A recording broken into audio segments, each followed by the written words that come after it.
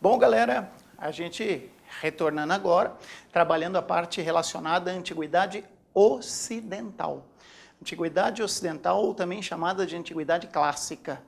O termo é genérico, envolve Grécia e Roma, mas tem que ficar muito atento em relação a isso. A Antiguidade Ocidental. Nós vamos bem devagar, hoje nós vamos trabalhar a parte relacionada à Grécia. Então, bora lá. Grécia, a base de toda a formação do Ocidente. Então, se perguntarem para vocês, a nossa base é uma base greco-romana, certinho? Grécia é a importância. Primeiro, nós vamos ter que situar onde é que fica a Grécia. Lembra que a gente tinha o mar Mediterrâneo, olha que desenho fantástico. Aqui fica a Itália, aqui fica a Grécia, aqui a parte de baixo, África. Aqui fecha, tal. O Egito acabava tendo o rio Nilo que desaguava aqui. Essa região do deságue do Nilo no mar Mediterrâneo acabou influenciando não só a parte do Oriente, mas também influenciou toda essa região chamada de Magna Grécia. Então o Egito teve influência na Grécia, fica atento em relação a isso. Para entender a Grécia, vamos puxar uma flecha e colocar uma linha do tempo pequenininha aqui em cima, ó, de quando a quando a gente vai ter a Grécia. Vocês podem colocar aí por volta do século XII a.C. e vão trazer a Grécia até o século quê? Até o século I a.C., como importância para nós. Tá? Então pega esse período, ou um depois de Cristo, como vocês quiserem. Nesse período, nós temos uma divisão grande, que seria o século VIII. Por que no século VIII a.C., por volta aí de 700 a 800 a.C., aparece uma figura chamada Homero. Quem é o Homero? O Homero era um poeta, só que o poeta não tinha a função que tinha hoje, de falar de emoções e tudo mais. O poeta era uma espécie de contador de histórias, que ia de cidade em cidade. A Grécia é uma região muito montanhosa. Como ela é uma região de montanhas, as cidades, os vilarejos, eles ficavam entre as montanhas. Então não existia uma integração. Alguém tinha que sair de um lugar para outro para contar as histórias de uma coisa que acontecia do outro. Cada um tinha os seus deuses, então a Grécia tinha uma religião politeísta, cada cidade tinha 1, 2, 3, 4 deuses, os deuses importantes, um mais, e cada um tinha uma tradição oral. Existia um poeta chamado Homero, que foi o chamado Oedus. Quem é o Oedo? O Oedo seria o cantador, seria o poeta, que contou uma história de heróis gregos que teriam saído daqui para lutar na região de Troia, onde fica a Ilíada. Então seríamos nós, os gregos, contra os troianos, numa guerra chamada de Ilíada. Então, qual é a história de Ilíada?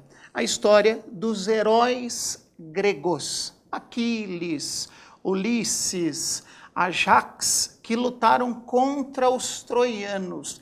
Essa ideia de Homero unificava o ideal de herói. Então, desde o século VIII, esse ideal do herói acaba acontecendo na Ilíada e na Odisseia. Odisseia seria o retorno de Ulisses para casa depois da guerra. Então, Ulisses, que teria pensado numa forma de invadir Troia, através do cavalo, o cavalo de Troia, depois volta para casa, né, a ilha de Ítaca. Então, isso daria a noção do herói, que vem até os dias de hoje. Homero seria o primeiro a trabalhar essa noção do heroísmo, como forma de unificar não os povos dessa região da Grécia, e sim um ideal de heroísmo. Essa batalha teria acontecido quando? Por volta do século XII. Então, Homero está contando uma história 400 anos depois do que teria acontecido. Esse período anterior ao Homérico é chamado de pré-homérico, antes de Homero. Nesse período pré-homérico, a gente tem manifestação artística, sempre teve manifestação artística, só que principalmente nessa região de baixo aqui da Grécia, que seria próximo da ilha de Creta. Por isso que é chamada de sociedade Creto. E essa região, conhecida como micênica. Você já deve ter ouvido falar da lenda do Minotauro.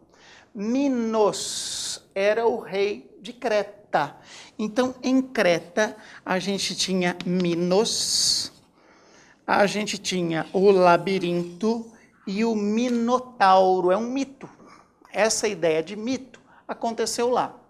Nós temos na Grécia, desde a época de Creta, manifestações, construções, afrescos, e depois em Micenas a gente também tem manifestações, construções e tudo mais. Já a gente vai ver. Esse é o período chamado de pré-homérico. Então, no período pré-homérico, já tinha manifestação artística, não era tão importante assim.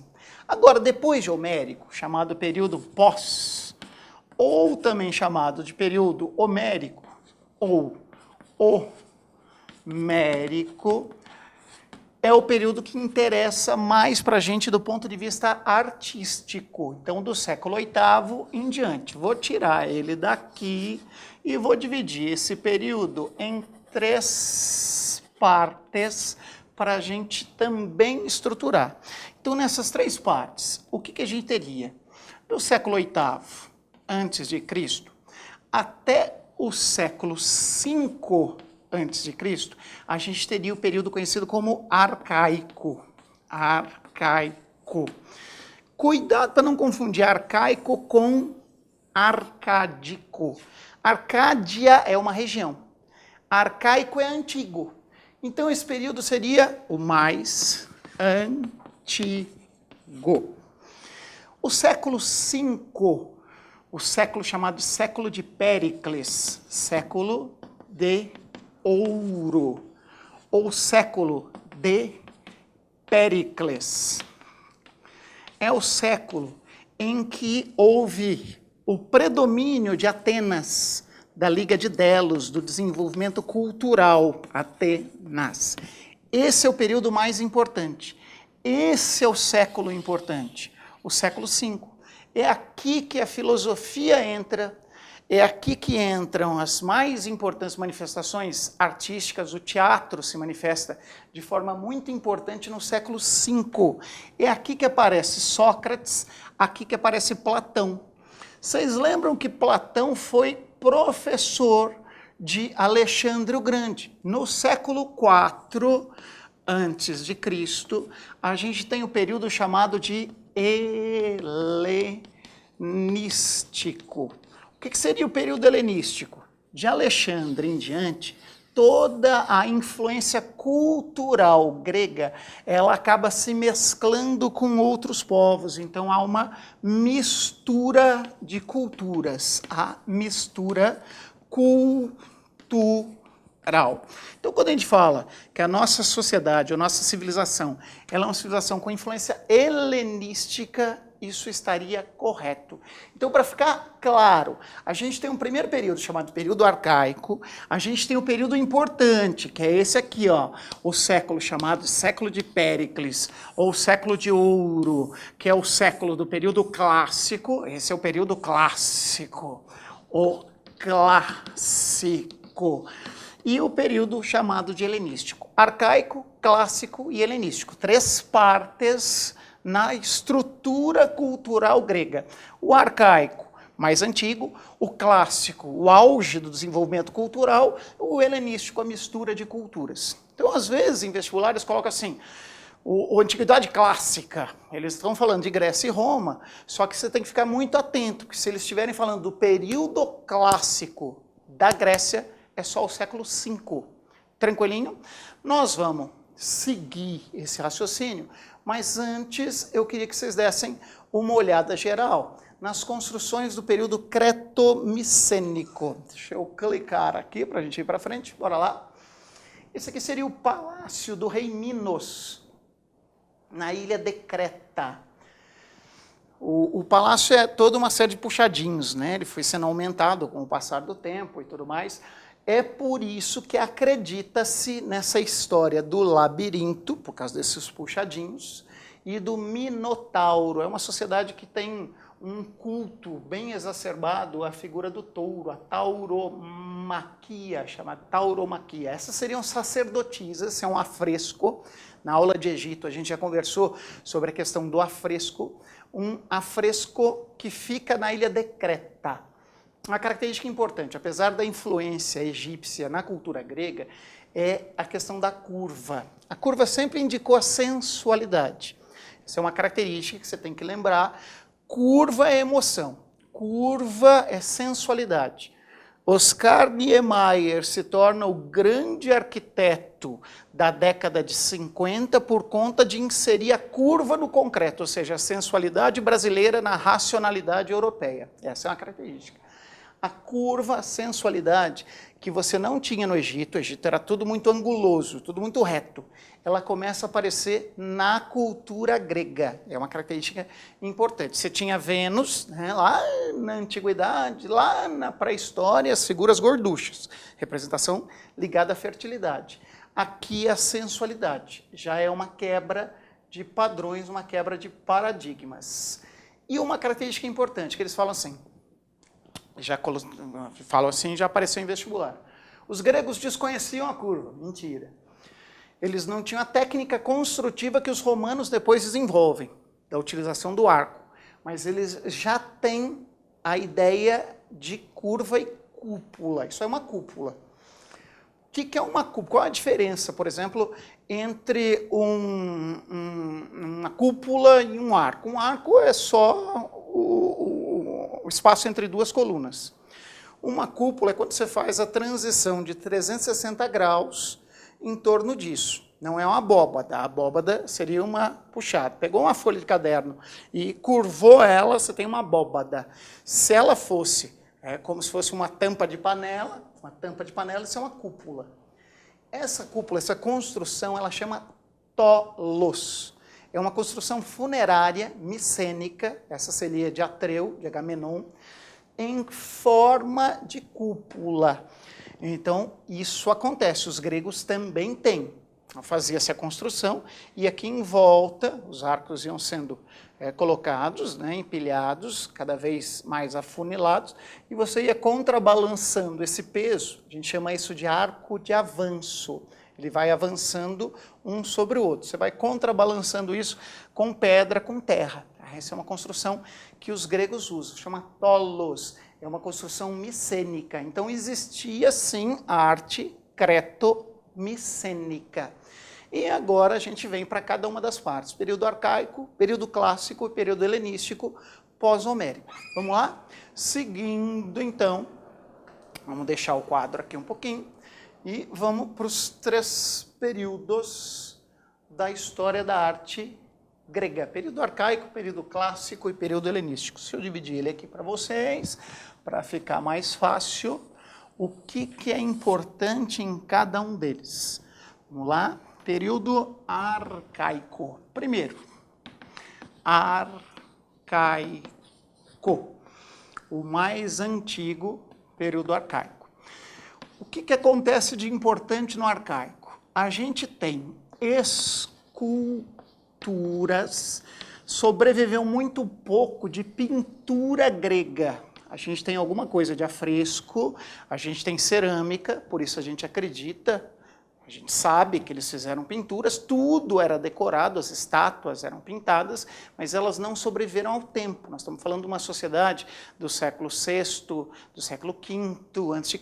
Então, quando a gente pegar o arcaico, vamos colocar aí as datas, do século VIII ao século V a.C. As esculturas, elas são feitas de forma muito sóbria, elas são sóbrias. Elas têm influência muito forte influência egípcia. Elas são muito rígidas. Essas esculturas, elas chamam de kouros. É o nome delas, as estátuas kouros, ou as esculturas kouros. Período arcaico, tá lá. Esse é o tipo de escultura que a gente conhece com o nome de kouros. No caso masculina, kouroi. Feminina, koré. É o nome delas. Tem homem e tem mulher, tá? Tem menininhos e tem menininhas, mas elas têm essa estrutura mais rígida, mais sóbria. Vocês lembram da escultura egípcia? Mão grudada no corpo, pouca noção de mobilidade e tudo mais. E, na época, a gente tem construção de templos. Os gregos são politeístas e eles tinham as construções, moravam nas casas feitas de adobe e tudo mais, e eles tinham construções de templos. Qual era a função do templo? Colocar dentro do templo a estátua de um deus. Um templo, um deus. Então, para cada um dos deuses existia um templo. Lógico que isso tinha cada cidade com um deus mais importante e o templo mais importante. Isso é uma coluna, a gente já viu no Egito, eles têm construções de coluna, construções em pedra. Vocês estão vendo que cada coluna ela é feita em segmentos, em tambores. Cada um desses segmentos é chamado de tambor. Depois que você faz todos os tambores, você faz esse friso. Podia ou não ter friso, normalmente tem. A coluna é dividida em 3 partes, a gente viu no Egito. A base, essa não tem base. O corpo, chamado de fuste, e a parte da cabeça da coluna, chamada de capitel. Isso é o capitel. O capitel deste momento ele é muito simples, muito sóbrio, muito austero. Então, quando a gente tem templos, deixa eu trocar aqui de giz, peraí. Quando a gente tem templos, esses templos, eles usam colunas. Essa coluna segue uma ordem, um padrão, uma lei. Então, quando a gente fala em ordem, padrão, lei, aqui no caso, a coluna é de ordem, de padrão, de lei, vou colocar aqui, padrão. Falou em ordem, falou em padrão, chamada de dórica. As colunas, elas são dóricas. Elas mudam em tamanho, em largura, em tamanho, em altura, mas elas têm que obedecer um padrão no mesmo templo. Então, no mesmo templo, existe um espaço entre elas que se repete. Existe um padrão que se repete. Os gregos são os pais da racionalidade. Então, essa racionalidade é expressa dentro do universo do mundo grego, desde antes do período homérico. Preciso minimizar aqui, tem um vídeo que eu gostaria que vocês assistissem. Quando minimiza, aí, ó. Aê, beleza. Aqui.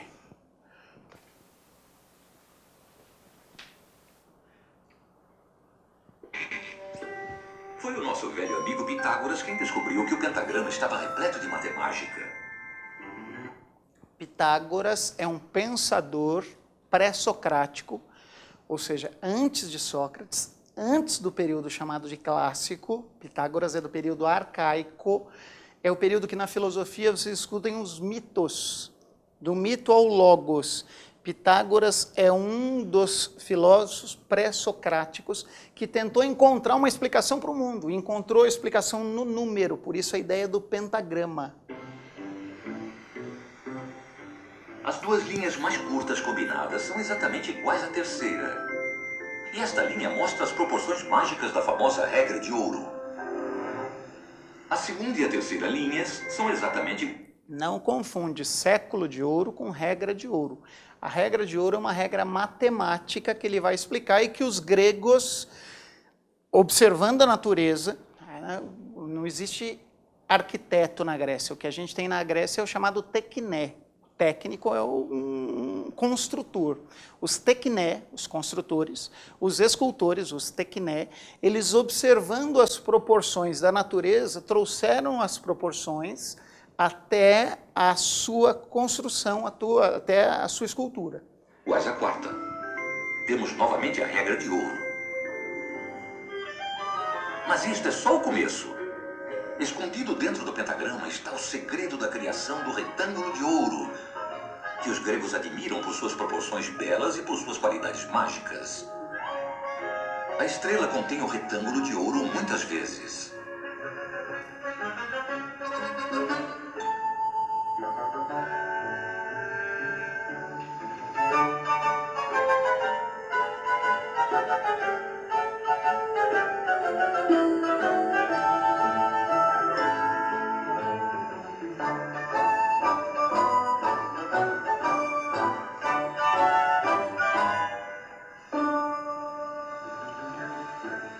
É uma forma fantástica.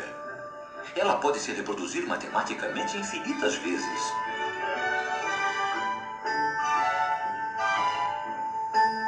Todos esses retângulos têm exatamente as mesmas proporções.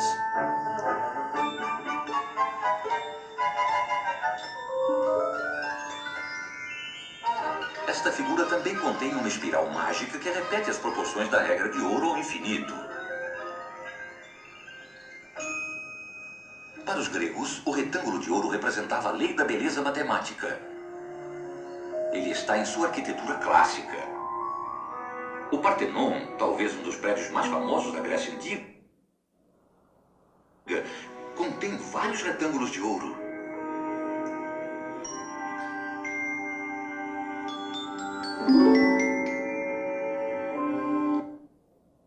Pronto. Você vai me perguntar, o Partenon é arcaico? Não, o Partenon é do período clássico, mas essa ideia de proporção, de regra, era obedecida, era feita pelos tekné. Então, os construtores não eram artistas, eram técnicos que usavam essa estrutura. O segundo período nosso, e aí a gente vai entrar no Partenon, que é o período mais importante, o segundo é o período conhecido como período clássico. Esse é o que importa mais para a gente. O período clássico é o período mais importante, é o século V a.C. Esse é o importante. O que acontece aqui? Então, eu vou colocar assim, ó, as transformações. As transformações. Primeira transformação importante, a transformação do ponto de vista da escultura. A escultura do período clássico, ela ganha o chamado contraposto. O que é o contraposto?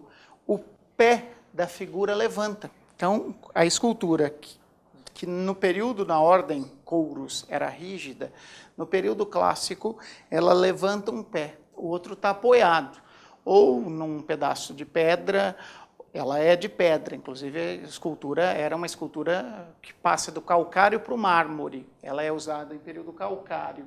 No período arcaico, a gente tem uma utilização de bronze na transição. O bronze vai ser utilizado, mas não tanto, e a partir daqui a estrutura é em mármore, com essa ideia do contraposto. Só que o mármore quebra. Então, esse pé de apoio ele tinha que estar ou encostado num falso tronco, ou numa rocha, ou num pedaço de coluna, alguma coisa assim que eu já vou mostrar para vocês, para ficar mais fácil. O corpo, ele sofre um giro e a cabeça outro. Ou seja, a escultura dá uma sensação de leveza, apesar do rosto não mostrar expressão de sofrimento, dor. É aquele ideal platônico de beleza antropocêntrica ou antropomórfica. Então ela fica com muito mais realismo, mais realista. É uma característica importante desse período da escultura.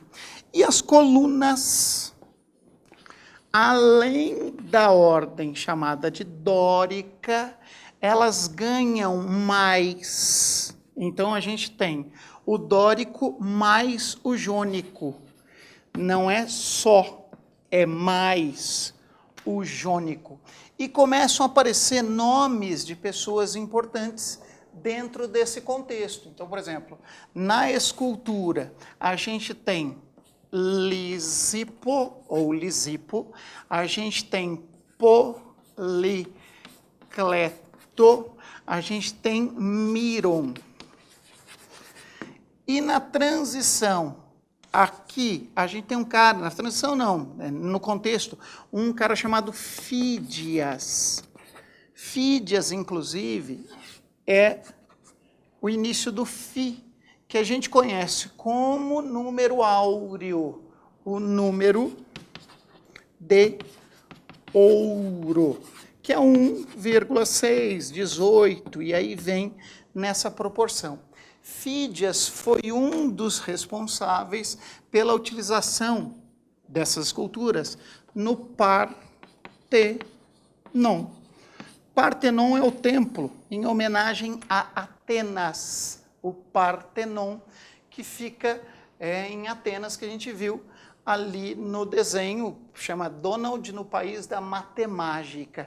Então a gente tem essa estrutura. Vou tirar aqui para vocês, agora sim, minimiza aqui, para a gente ver a continuação aqui nos slides, para vocês conseguirem visualizar aqui.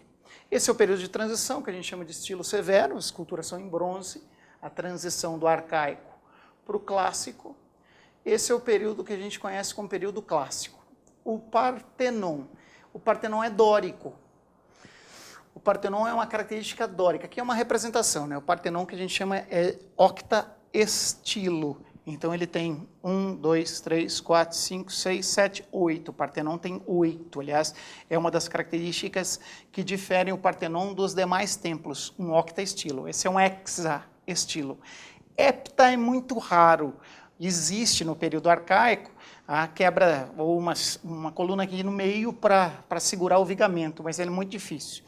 Nesse caso aqui, a gente tem toda uma estrutura com nomes que são muito específicos. Se a tua área não é arquitetura, você não precisa se preocupar. Agora, se a tua área for arquitetura, essa parte de baixo é chamada de embasamento. É para nivelar o terreno. Pode ter 4, 5, 6, 3 degraus, normalmente 3, de 3 para mais. Esse último degrau chama estilóbata. Aqui no estilo que a gente chama de dórico, que é o primeiro período, a gente não tem base, é direto no estilóbata. E aqui o capitel que a gente chama de capitel dórico. E em cima, esse espaço que a gente chama de entablamento, a gente tem o arquitrave, como tinha no Egito. Em cima, isso aqui é chamado de friso. Nesse caso, o friso foi decorado por Fídias e aqui é chamado de frontão. Então, essa seria a estrutura de um templo para guardar uma estátua. Seguindo, então, aqui, cadê? Pronto, beleza. Aqui é o Partenon. Um octa-estilo com o arquitrave, o friso, essa avançadinha chama cornija, aqui chama frontão. Ictinos e Fídias são os dois responsáveis mais importantes pela construção.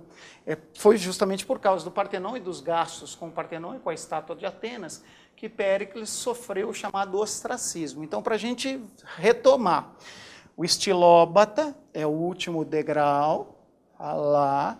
A parte relacionada ao frontão, aqui é a cornija, onde apareceu, chamada de cornija.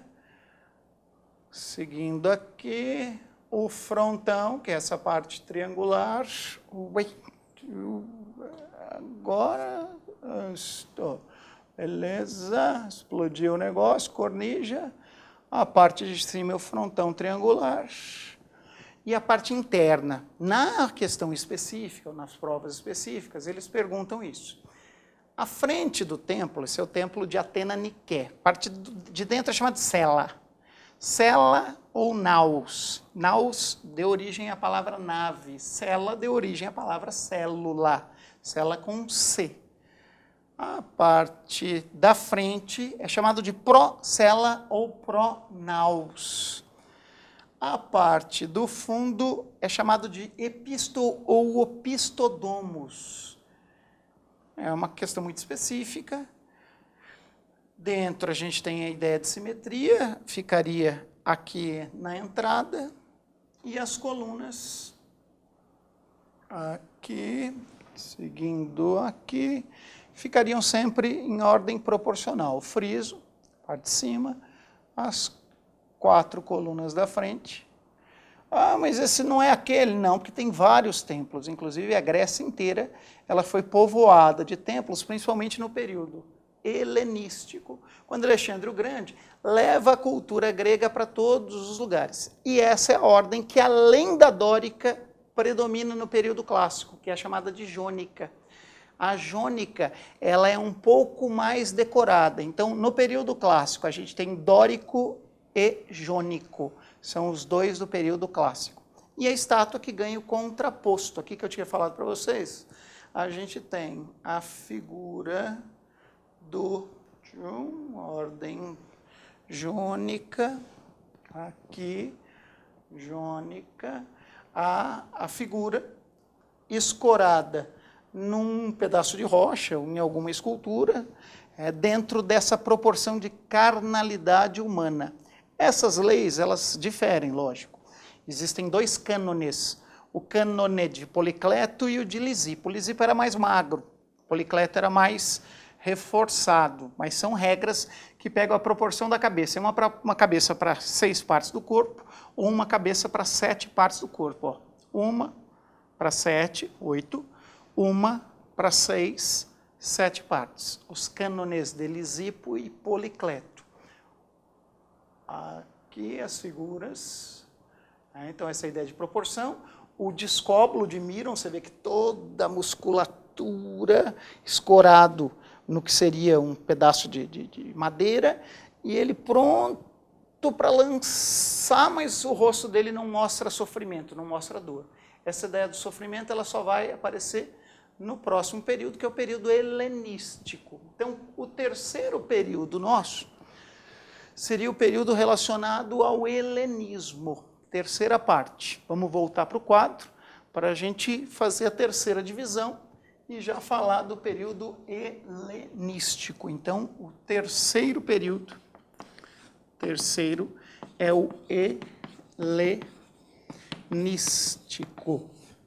O período helenístico, ele viria do século IV a.C. até o século I a.C. ou I depois de Cristo, quando há a ascensão de Roma. Quais seriam as transformações aqui? A gente tem a escultura, que apresenta sofrimento humano, o sofrimento humano. Então, dor, angústia, depressão, essas sensações passam a ser representadas no rosto, coisa que no período helenístico a gente não tinha, e a ideia de nu, feminino, que não existia também no período, nem no período arcaico, nem no período clássico. Ele vem aparecer no helenístico. Então fica mais realista ainda a característica da escultura helenística. E as colunas aqui, elas ganham uma nova ordem. Então, pode continuar com dórico, pode continuar com jônico, mas o estilo chamado de coríntio. Então, você sempre estudou, falou, os 3 estilos, os 3 tipos de coluna são o dórico, o jônico e o coríntio, tá certo. O problema é que eles seguem uma cronologia. O coríntio só vai aparecer no período helenístico e ele é muito mais decorado e muito mais decorativo. Então ele acaba indo para Roma, se mistura. Em Roma a gente tem uma ordem chamada de ordem compósita, que é a ordem misturada. Então eu vou mostrar para vocês o que é um capitel helenístico dentro desse contexto. Para isso eu preciso que vocês venham comigo para a tela, para a gente ver o período chamado de helenístico. Isso é um capitel que a gente chama de coríntio. Ele diz a lenda que são folhas de acanto que um escultor viu e resolveu fazer a parte decorativa. Então ele é muito mais decorado. O dórico é austero, o jônico parece um cabelinho de mulher e o helenístico tem essa parte decorativa com motivos florais. É característica do estilo coríntio, período helenístico em diante. E as estátuas? A gente passa a ter o nu feminino. A Vênus de Milo é uma das grandes representações. A Vitória de Samotrácia e a Vênus de Milo, os dois estão no Museu do Louvre, são grandes representações desse momento. E Laoconte essa estátua é a representação, esse seria o sacerdote de Troia, e ele avisa que os troianos não deveriam receber um presente, no caso o cavalo, de grego. O cavalo de Troia é um presente de grego. E Atena, que estava do lado dos espartanos, né, dos gregos, ela acaba mandando que uma serpente acabe comendo, mordendo Laoconte e os filhos. Então a expressão de dor de Laoconte é muito forte. Essa estátua em especial, ela impactou demais o Michelangelo Buonarroti. O Michelangelo é o autor da Pietà, é o autor do Davi. Essa figura com força, essa figura com essa expressão, essa carnalidade que fica muito intensa no período helenístico, ela influenciou depois os renascentistas, em especial o Michelangelo Buonarroti. Então, é uma figura importante dentro do contexto. Além disso, a gente tem, na cultura grega, não sobreviveram muitas pinturas, a gente viu afrescos lá da ilha de Creta, mas a gente tem desenhos. Então, por exemplo, aqui é um desenho de um polvo, é uma representação estilizada de um polvo. Aqui a cerâmica preta e vermelha. A gente tem dois gregos fazendo um jogo de tabuleiro, então uma representação naturalista de gregos que lutaram na Guerra de Troia. Outra representação é essa vermelha e preta. E outra cerâmica, essa parte de baixo de um vaso, dos tequiné. Quem são os tequiné? Os tequiné são esses artesãos, no caso aqui uma oficina de escultura. Tá? Então tem um cara fazendo a escultura aqui, o outro olhando, um outro no forno de barro, os moldes em volta e tudo mais. E uma outra que já perguntaram em vestibular é em relação aos mosaicos. Esses mosaicos de pedra, que normalmente eram feitos no chão. Os gregos eles não sabiam quebrar as pedras, então eles não têm muitas cores. Essa ideia de multicores, ela existia até, você pintava as esculturas, você tinha no afresco, mas aqui você não tem, então são poucas tonalidades de cor. Isso é um afresco de representação religiosa, né, de representação deísta grego. Com isso, a gente termina essa parte relacionada à Grécia. Então, lembra que na Grécia esses três períodos, o arcaico, clássico e helenístico, até daqui a pouquinho, fica com a gente aqui na Sala do Saber.